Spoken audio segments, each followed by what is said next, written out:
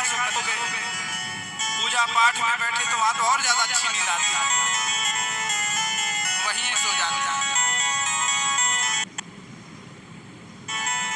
और भैया पशुओं को भी भय लगता है अगर कोई डंडा लेके उनके पीछे दौड़े, ऐसे हम मनुष्यों को भी डर लगता है। और महाराज पशुओं की भी संतानें होती हैं और मनुष्यों की भी संतानें होती हैं। अब बताओ पशुओं में और मनुष्यों में क्या अंतर है? भैया कहते हैं आचार्य कि एक चीज का अंतर है कि धर्मो हितेषां अधिको विशेषा धर्मेण हीना पशुभिः समाना। हम में एक विशेष वस्तु है धर्म, हम धर्म कर सकें।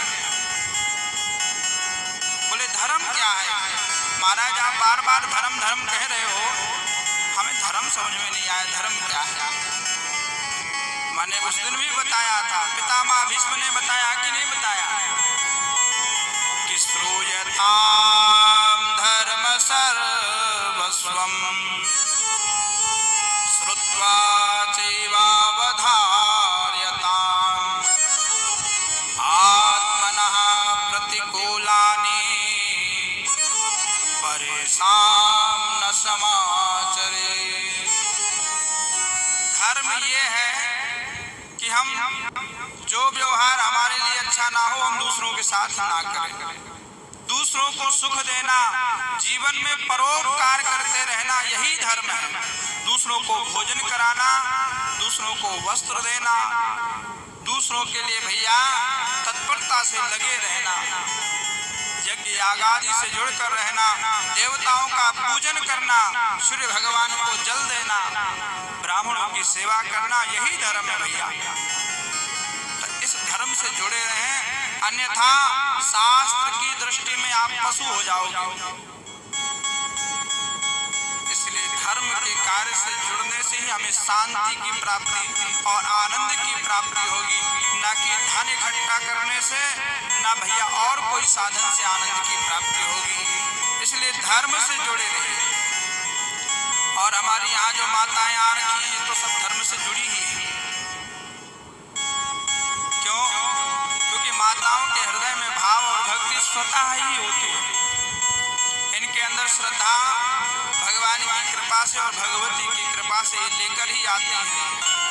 और हमारे जो भाई बंधु बैठे हैं ये लोग भी प्रयास के द्वारा, सत्संग के द्वारा धीरे धीरे कर कर इनका मन भी भगवान के चरणों में लग जाएगा।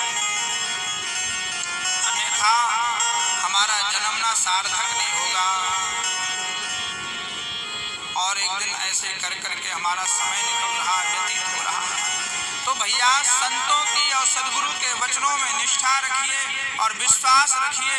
एक दिन गुरु जी ने कहा है कि आपका कल्याण हो जाएगा, मंत्र दे दिया, उसका निष्ठा से जाप करो, उसका निष्ठा से पूजन करो। अब बताओ गुरु जी कान में जो मंत्र देते हैं तो कईयों को तो मंत्र ही भूल गए होंगे। बोलो राधे। कईयों को गुरु जी भी याद नहीं रहते, मंत्र तो छोड़ ही दो। तो गुरु के द्वारा दिया गया जो मंत्र है वो मंत्र साधारण नहीं है, वो साक्षात नारायण है, वो साक्षात गोविंद है, साक्षात राम है। तो बोले आप महाराज उसमें मंत्र में राम दिखाई नहीं देते, कृष्ण दिखाई नहीं देते। राम कृष्ण नारायण गोविंद उसी के अंदर, उसी मंत्र में छिपे हुए हैं। बोले महाराज कैसी बात करते हो आप? बोले ऐसी बात नहीं करें हम। जैसे उदाहरण से समझो, लकड़ी के अंदर आग छिपी रहती है लेकिन जब अरणि मंथन होता है, जब लकड़ी को रगड़ा जाए तो आग कहां से आ जाती है भैया? उसी लकड़ी के अंदर आग है। अब उसमें जब रगड़ लगती है तो भैया उसी से अग्नि प्रकट हो जाता है। ऐसे गुरु के मंत्र में ही ब्रह्म छिपा हुआ है, लेकिन माला के द्वारा जब हम उसमें रगड़ लगाते हैं तो जपात सिद्धिर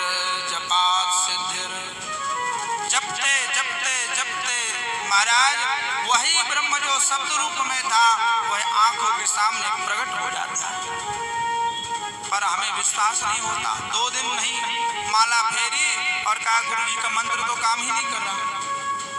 अरे 2 दिन में क्या होता भैया, कुछ समय लगाइए, निष्ठा से उसको जपिए,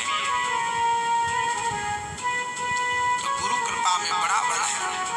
तो इन गुरुओं की कृपा और संतों की कृपा और भगवती जगदम्बा की कृपा है जो आप सब ऐसे दिव्य सत्संग का आनंद ले रहे हैं।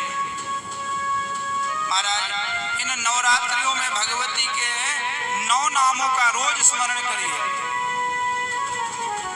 भगवती के ये जो 9 नाम हैं, ये जो 9 रूप हैं, ये हमें हर प्रकार की आधि व्याधि से बचाते हैं। कि प्रथमं शैलपुत्री चा द्वितीयं ब्रह्मचारिणी तृतीयं चंद्रघंटेति कूष्मांडेति चतुर्थकं पंचमं स्कंदमातेति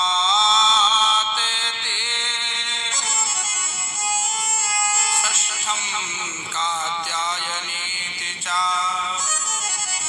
सप्तमं कालरात्रीति महागौरीति चाष्टमं नवमं सिद्धिदात्री च नवदुर्गा प्रकीर्तिता। ये भगवती के 9 स्वरूप हैं।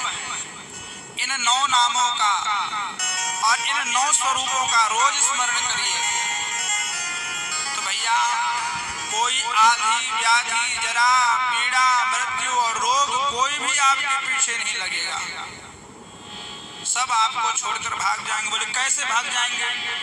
बोले जैसे सूर्य भगवान के उदित होते ही अंधेरा भाग जाता